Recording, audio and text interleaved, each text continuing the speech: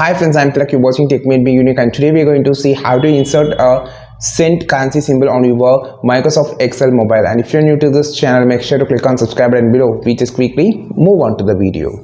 So how to insert a sent currency symbol on your Microsoft Excel mobile. So first of all, I just open a document here. Just going to insert the send currency symbol on the first cell.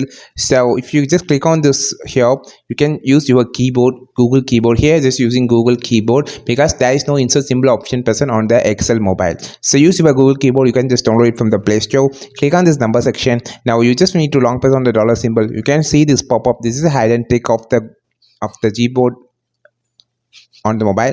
So you just long press it, you will have this pop-up. Just drag and drop it or click this section. So here you can find the send currency symbol. So if you just click on this number section, you can insert option. There is no insert symbol option present here, so use your keyboard as an alternative. So I think this video helped you a lot. Like this video, share this video, subscribe this channel. We will meet on next video with a super valuable content. This is Tilak signing off from Tech Made Be Unique. Have a wonderful day.